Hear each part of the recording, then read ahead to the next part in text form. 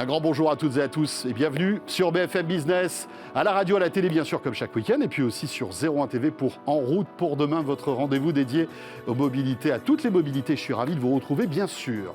Avec au sommaire de ce En route pour demain, eh bien, une petite révolution que les Autrichiens vivent actuellement. Pour 3 € par jour, ils ont accès en illimité à 90% des transports, qu'ils soient publics ou privés. On en parle avec Olivier Chiche-Portiche dans quelques instants.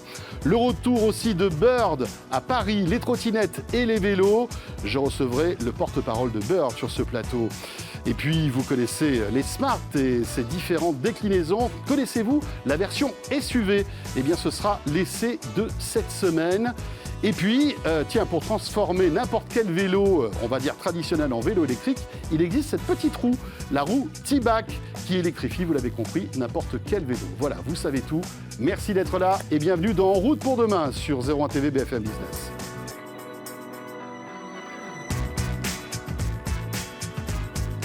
BFM Business et 01 TV présente En route pour demain, avec Pauline Ducamp et François Sorel.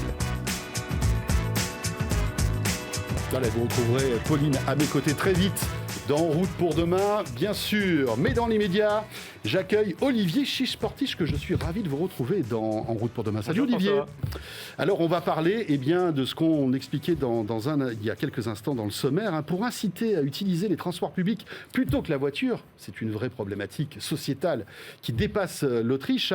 Certains pays ont lancé des cartes annuelles à bas prix qui permettent, écoutez bien, de prendre métro, tram et train de manière illimité. Oui, et quasi gratuitement, on peut dire. Quasi gratuitement. Ouais, alors c'est vrai, imaginez une carte d'un abonnement un peu annuel qui permettrait de prendre le métro, les trains régionaux, les trains nationaux, les cars, les bus, de manière illimitée tous les jours pour environ 3 € par jour. Wow. C'est ce que propose aujourd'hui l'Autriche à ses habitants. Ça s'appelle le Climat Ticket, le ticket du climat, qu'on peut résumer comme ça. C'est un abonnement qui est annuel, donc effectivement, il y a quand même un investissement qui est de 1095 € par an, donc ça fait environ 3 € par jour. Et donc, comme je l'ai dit, ça donne accès de manière illimitée, tous les jours, aux bus, au métro à Vienne, aux trains régionaux, aux trains nationaux, ainsi qu'aux cars, tout ça de manière complètement illimitée, et c'est même un peu moins cher pour les seniors et pour les jeunes. Donc c'est une vraie initiative effectivement qui vise à accélérer la transition écologique dans le pays. En Autriche, on a un gouvernement qui est écologique et qui a promis d'atteindre la neutralité carbone d'ici 2040. Et c'est vrai que cette neutralité pourrait très vite arriver, puisqu'il y a déjà un beau succès pour cette carte aujourd'hui qui est vendue depuis octobre dernier, donc ça fait vraiment quelques mois.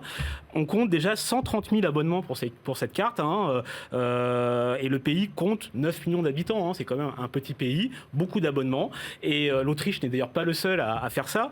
Il y a également le Luxembourg qui propose la même chose, et la Suisse également, avec un ticket d'entrée un peu plus élevé en Suisse. On est même un peu 3 fois plus cher, mais on est quand même sur une approche qui est vraiment l'illimité au quotidien pour pouvoir se déplacer de manière propre avec les transports en commun.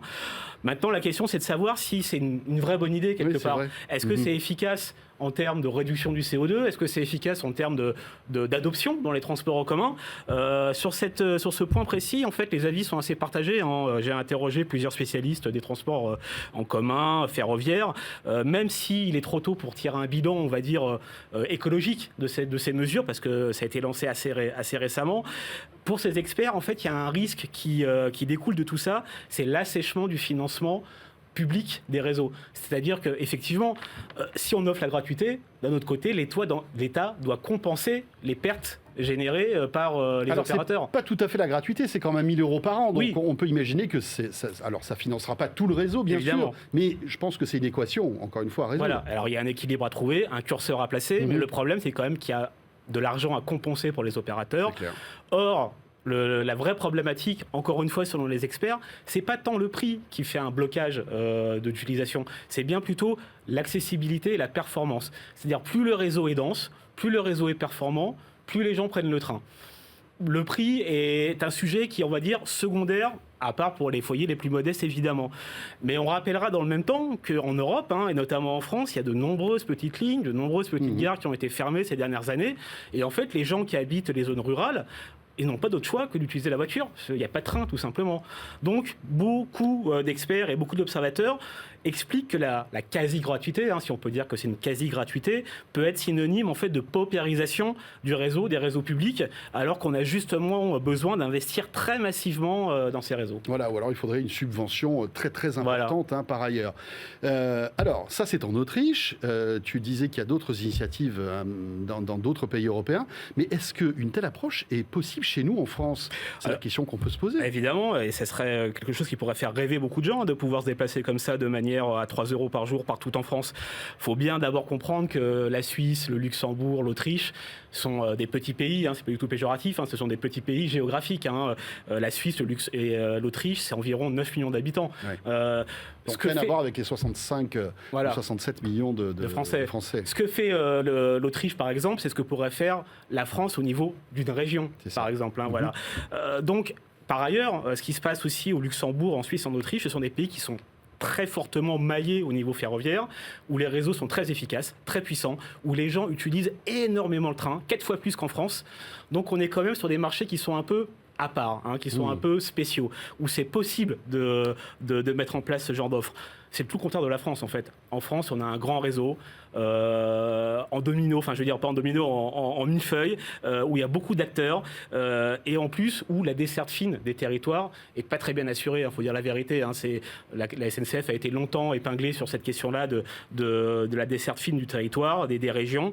Donc, effectivement, on est sur une problématique qui est très différente, et toutes les études montrent que la première étape absolue pour faire revenir les gens dans le train, c'est encore une fois avoir du réseau, avoir de l'accès, tout simplement avoir des trains, des gares sur toutes les lignes, même les plus fines, pour que les gens abandonnent leur voiture et retombent dans les trains. Et il y a aussi le paramètre du prix, parce que c'est vrai que le train est très très cher en France, notamment les TGV. Alors le train est très cher en France, mais il faut quand même savoir qu'on ne paye pas 100% du prix d'un billet en France. C'est-à-dire avec les subventions de l'État, l'utilisateur, le voyageur ne paye qu'une partie du billet de train. Donc c'est intéressant à prendre en compte. Mais en tout cas, même quand on interroge des associations écologiques comme Réseau Action Climat France, qui n'est pas quand même connue pour avoir des positions anti-train, elle plaide forcément et en priorité pour des investissements dans les infrastructures et pas vraiment sur le prix,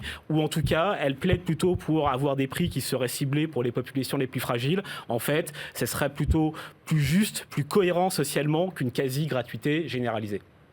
Très bien, donc le Netflix des transports, c'est pas pour tout de suite chez nous. Pas pour tout de suite, je pense. Merci beaucoup Olivier Chiche-Portis pour ce sujet très intéressant qui donne parfois envie d'être autrichien, notant que c'est un très joli pays en plus. Tout à fait, avec le Tyrol. Merci Olivier. Et tout de suite, on enchaîne avec notre premier invité dans En route pour demain. Je reçois le porte-parole de Bird tout de suite. BFM Business et 01 TV présente En route pour demain, l'invité. Mon invité maintenant dans En route pour demain, c'est Mickaël Mamou. Bonjour Mickaël. Bonjour. Vous êtes le directeur général de Bird France. Bird qui est de retour à Paris avec des vélos électriques et puis peut-être après des trottinettes, puisque aujourd'hui tout ça fait partie d'une multimodalité qui est très intéressante. Mickaël, donc, alors rappelons, Bird, tout le monde connaît parce que c'est vrai que vous êtes une marque qui a une bonne popularité, c'est vrai, en France et un peu partout. Est-ce que vous pouvez nous dresser un petit portrait de Bird déjà avant de revenir sur toutes les mésaventures que vous avez pu vivre à Paris notamment? Bien sûr. Alors Bird, c'est le pionnier, l'inventeur des micro-mobilités partagées en milieu urbain. Donc on a inventé en 2018 la trottinette électrique partagée. C'était vous les premiers à faire ça? Bird a inventé, absolument. Bird a inventé la trottinette électrique. Parce qu'il y en a 2-3 qui vous ont copié alors. Il y en a quelques-uns, effectivement. Aujourd'hui, c'est un marché, une industrie qui est extrêmement fragmentée. Donc, on a inventé cette industrie. Nous n'avons pas cessé d'innover depuis 4 ans maintenant. Et aujourd'hui, on revient à Paris avec une flotte de vélos à assistance électrique. Alors, vous dites revenir à Paris parce que vous y étiez en 2018. On se souvient de votre arrivée avec évidemment les trottinettes, etc. Pourquoi vous êtes parti de Paris en 2018 ?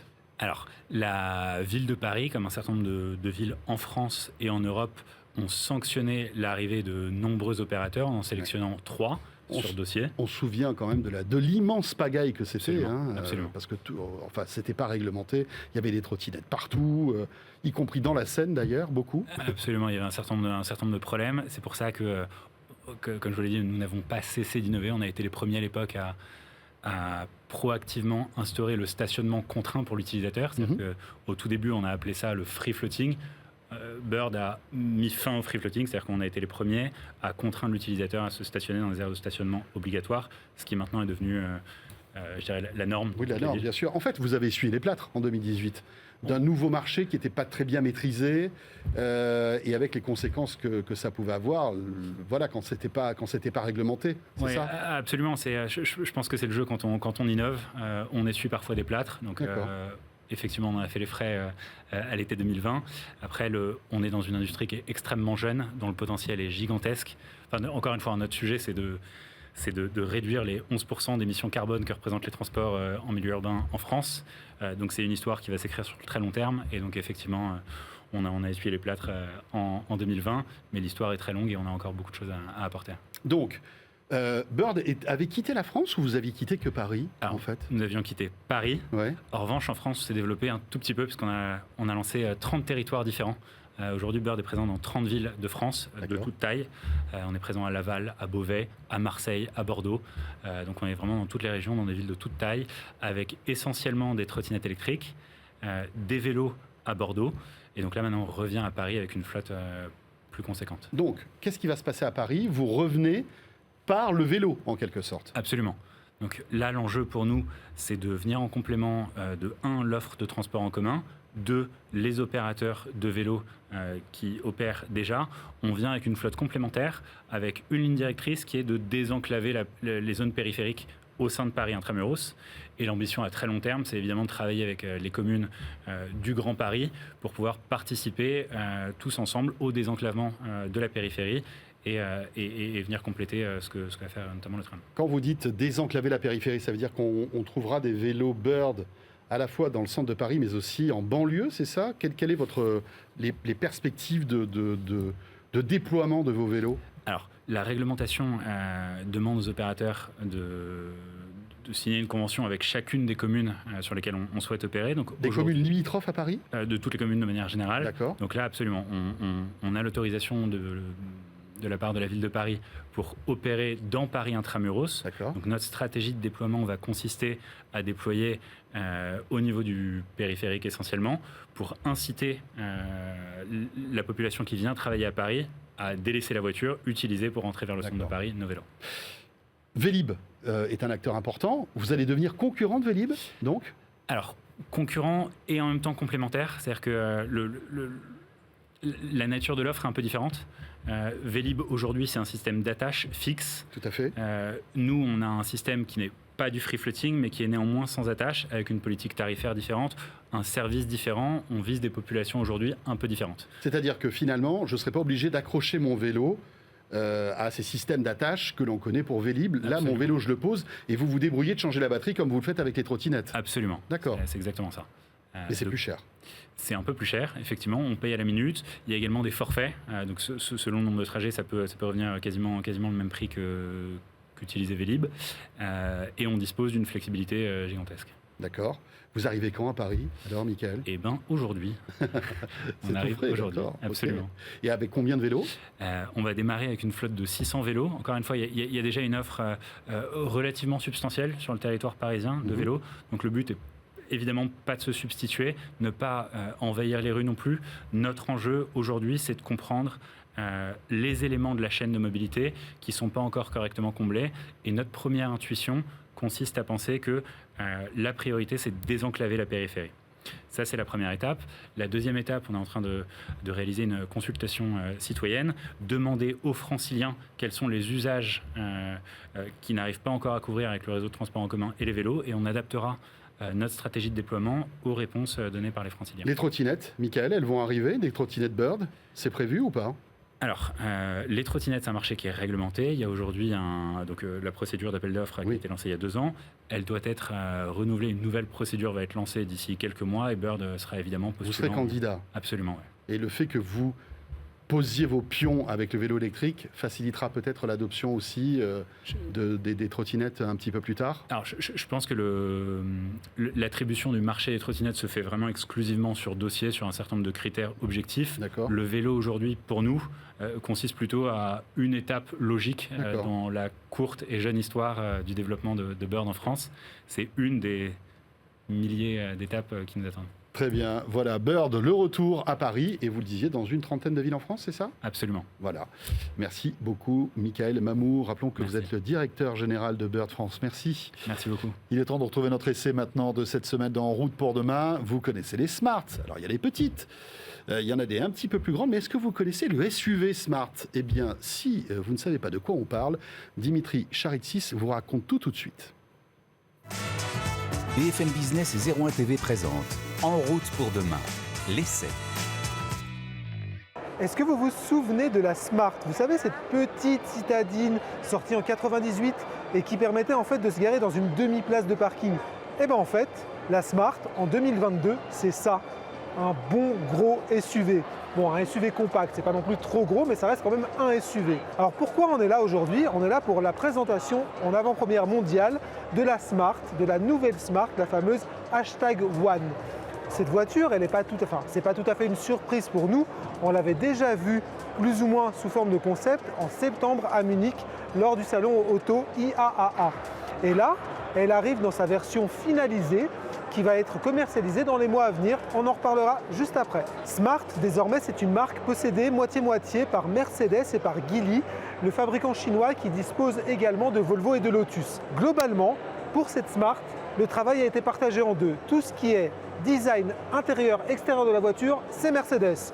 Tout ce qui est fonctionnement, OS et la partie mécanique, électrique de la voiture, ça revient à Geely.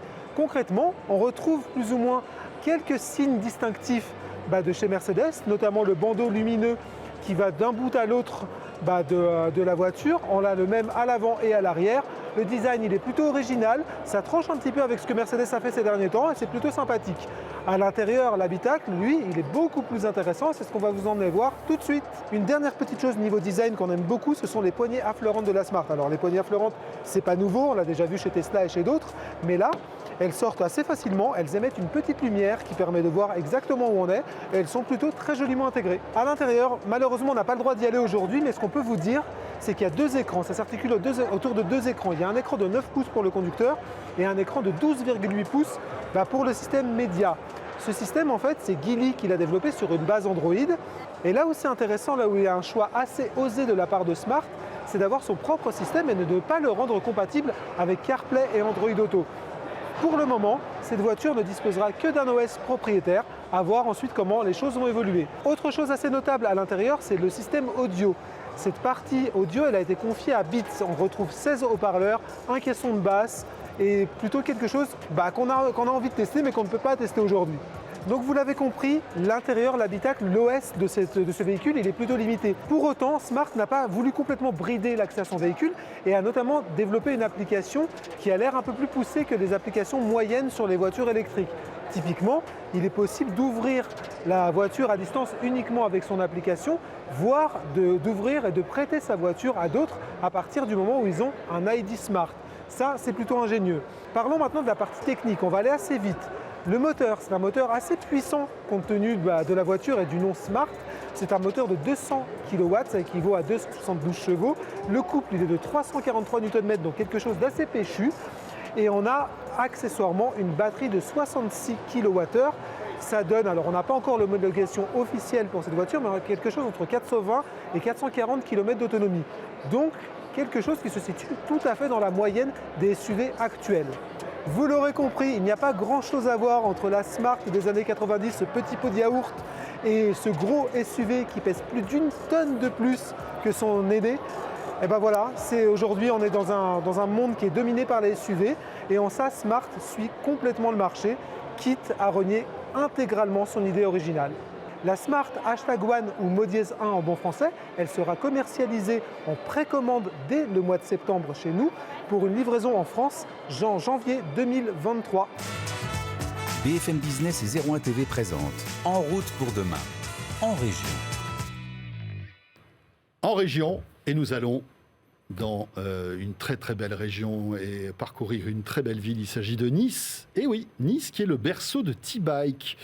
Et on en parle avec mon invité Laurent Durieux. Bonjour Laurent. Bonjour. Cofondateur donc de T-Bike. T, ça s'écrit T-E-E, attention. Et en fait, vous êtes un inventeur d'une roue qui électrifie n'importe quel vélo. Alors c'est intéressant parce qu'aujourd'hui on parle beaucoup de vélo électrique, voilà, de ce nouveau mode de transport qui est vraiment sympathique, mais on se dit bah tiens, à chaque fois il faut que je rachète un vélo électrique. Eh bien non, vous dites c'est pas obligé, on peut prendre son ancien vélo et le transformer. Exactement, on propose une alternative puisqu'un vélo électrique c'est un vélo à la base sur lequel on installe un système électrique pour rendre la terre plate comme on dit. Et donc plutôt que d'aller on oublie les montées. Exactement, c'est la magie du vélo électrique et quand on a tous essayé, tout devient facile, on se prend pour des champions du cycliste. C'est vrai. Mais l'idée est partie du constat que en France, le parc de vélos adultes est estimé à 40 millions, donc ça fait quand même un gros parc de vélos. Et que sur ce 40 millions, de nombreux vélos sont en très très bon état, on les utilise qu'occasionnellement, pendant les vacances, pendant les week-ends. Et donc l'idée, c'est de dire, plutôt que d'acheter un nouveau vélo, vous allez électrifier le vélo que vous avez depuis récemment ou depuis de nombreuses années, qu'il soit très ancien, très cher ou économique, peu importe. Vous changez juste la roue avant, vous installez la roue T-Bike et vous avez passé votre vélo en vélo électrique. Mais bon sang de bonsoir. Mais il fallait y penser. C'est vrai. En fait, en changeant la roue avant, simplement, toute la techno est dans cette nouvelle roue, d'accord ? J'installe la roue et après, qu'est-ce que je fais ? En fait, à partir de là, on télécharge une application dans son téléphone. La roue, c'est un objet connecté. On a tout mis à l'intérieur. En 2022, on parle d'objet connecté, on en a fait un objet connecté. Tout le monde a un smartphone. Vous téléchargez l'application T-Bike sur votre téléphone et puis à partir de là, vous allez piloter votre vélo directement avec votre smartphone en fonction des besoins d'assistance que vous avez, comme tous les vélos électriques. Alors, vous dites que ça se connecte sur n'importe quel vélo. En fait, je veux dire, alors je ne suis pas un spécialiste du vélo, mais ce type de roue s'enclenche sur n'importe quel vélo ? Quasiment, on va dire, 95% des vélos grand public. D'accord. On écarte volontairement les vélos de course en carbone, les vélos très haut de gamme, parce que ce public ne va pas d'abord pédale la plupart du temps, ou va investir dans des vélos vraiment de haute technologie, on va dire, les derniers cris. Mais sur les vélos grand public, vélos de ville, VTC, VTT, en fait, la roue s'installe sans aucune difficulté en 3-4 minutes. La preuve en est, c'est que plus de la moitié de nos utilisateurs sont des utilisatrices qui n'ont pas forcément de compétences techniques autour du vélo, et elles s'installent elles-mêmes leur roue T-Bike en quelques minutes, quoi. Mais alors, il existe plusieurs tailles de roues T-Bike ? Comment ça marche en fait ? En fait, c'est simple. Vous regardez la taille de la roue de votre vélo. Ouais. Vous nous envoyez la taille et on vous livre directement à la bonne taille, équipé d'un pneu. En fait, le seul outil qu'il vous faut, qui n'est pas très compliqué, c'est une pompe à vélo pour gonfler le pneu. C'est ça. Tout le reste, vous l'avez dans le colis. Et on a bien sûr énormément de retours de nos clients. Globalement, en 3-5 minutes, ils ont tous installé la roue T-Bike. Il existe beaucoup de tailles de roues de vélo comme ça ? En fait, le marché, globalement, c'est 2 tailles. Après, d'accord. par exception, vous avez les mini-vélos, vous avez les vélos cargo, vous avez plein de types de vélos, mais ça fait 5-6 tailles, mais 95% du marché, ce sont 2 tailles de vélos. Donc pour nous, c'est très simple à gérer. Et pour nos utilisateurs, ils ont juste à nous communiquer la taille. Alors, j'imagine que ça doit être quand même une certaine prouesse technologique, non ? De mettre toute l'intelligence en fait d'un vélo électrique dans une roue, parce qu'il faut la batterie, il faut le moteur. J'ai vu aussi que tout était connecté, il y avait du Bluetooth, etc. Tout rentre dans une roue de vélo ? Alors, plus on avance en technologie et plus on miniaturise tout ce qui tourne autour de l'électronique. Bien entendu, ça a été quand même un peu de temps de développement. Il a fallu pratiquement 2 ans. On a cassé énormément de prototypes. Après les avoir cassés, il y en a beaucoup qui ne marchaient pas comme on voulait. Et donc, c'est un peu de développement. La prouesse, n'est pas incroyable, c'est du pragmatisme. Sur la base d'une bonne idée, comme vous disiez, qui est de dire, voilà, on garde son vélo et tout le monde peut se l'installer soi-même. Alors attendez, parce que quand on a un vélo électrique, on a une petite manette qui nous permet de choisir le niveau d'électrification qu'on va avoir pour être plus ou moins être fatigué ou pas. Absolument. Là, comment ça marche? Il faut que je connecte un petit bouton sur le cadre de mon vélo.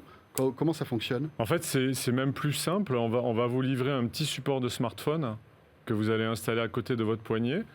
Et c'est votre smartphone qui va avoir les boutons et tous les outils pour piloter votre roue. C'est pratique ça, de lancer l'appli, de faire tout ça depuis le smartphone? En fait, c'est hyper pratique parce que un smartphone, c'est totalement tactile. Oui. Vous allez juste avec le pouce changer vos vitesses exactement comme sur un vélo électrique. Et puis en plus, ce qu'on a fait, c'est que l'application, elle est résidente dans le téléphone, donc vous n'avez pas besoin de carte SIM, vous n'avez pas besoin de réseau. Aucune connexion. D'accord. Et donc, vous allez pouvoir, en plus de recycler et d'upgrader votre vélo, vous allez recycler des anciens téléphones que vous ressortez éventuellement des tiroirs. Et donc, on a pas mal d'utilisateurs qui font de la pratique en forêt, un peu plus sportive, qui ont toujours un peu peur de faire tomber leur téléphone parce que souvent, il coûte plus cher que la roue. Et donc, ils ressortent un vieux téléphone des tiroirs qui a 5-6 ans et ils ne l'utilisent que pour piloter leur vélo. Combien coûte T-Bike ? La roue coûte 795 € livrée chez vous. Très bien. Et bien voilà, une invention française, niçoise. Il s'agit de T-Bike. Merci beaucoup Laurent Durieux d'être passé par le plateau d'En route pour demain. Et bien voilà, ce numéro est terminé. J'espère que vous avez passé un bon moment. On sera bien sûr fidèle au poste la semaine prochaine. D'ici là, merci de nous suivre. À très vite. En route pour demain, l'innovation de la mobilité sous toutes ses formes.